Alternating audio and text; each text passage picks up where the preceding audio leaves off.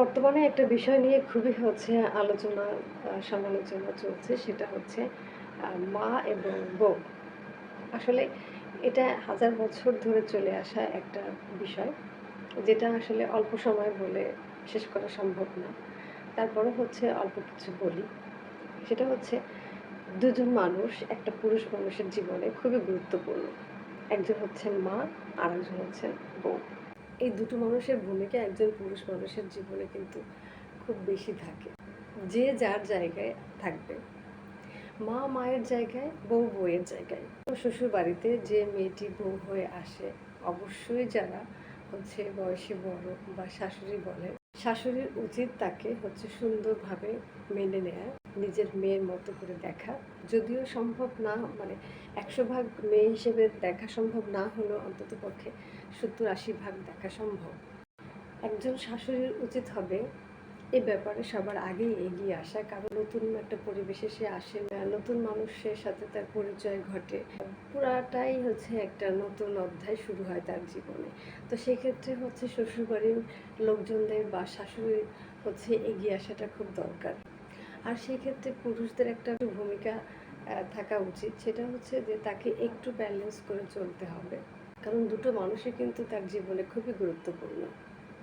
আর আরেকটা যে সমস্যাটা দেখা দেয় যে শাশুড়িরা একদমই ছেলেকে হাতছাড়া করতে চান না। আসলে মানে শাশুড়িদের সেই জিনিসটা বোঝা উচিত যে ছেলে আমার বড় হয়েছে।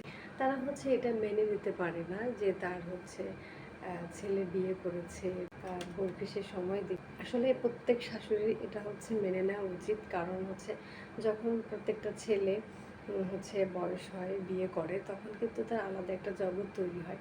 সেইখানটাতে কিন্তু তাকে স্বাধীনতা দিতে হবে। এটা চরম সত্য কথা, চরম বাস্তব কথা। মা মায়ের জায়গায় থাকবে, এটা মাদেরকে বুঝতে হবে।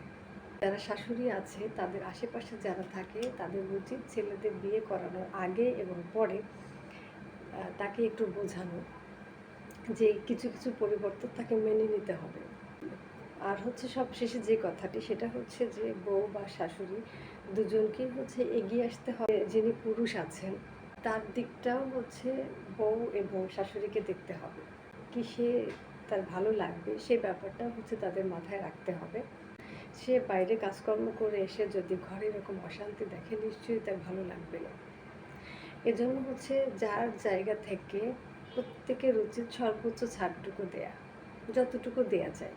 এই ছাড়টা যদি আমরা দিতে পারি বা এই ছাড়টা যদি দেওয়া হয়, তাহলে দেখবেন অনেকটাই দূরত্ব কমিয়ে আনা সম্ভব। এজন্য যে মানুষটি আমাদেরকে ভালো রাখে, তাদেরকে ভালো রাখার চিন্তা করলেই কিন্তু অনেকটাই এই অশান্তি দূর করা সম্ভব। আর প্রত্যেকেই যেহেতু প্রত্যেকেরই মানে কম বেশি বয়স হয়েছে, সবাই কিন্তু ভালোই বোঝে। একটু সচেতন হলেই, একটু বুঝে শুনে চললেই কিন্তু এই সমস্যা অনেকটাই কাটিয়ে ওঠা সম্ভব।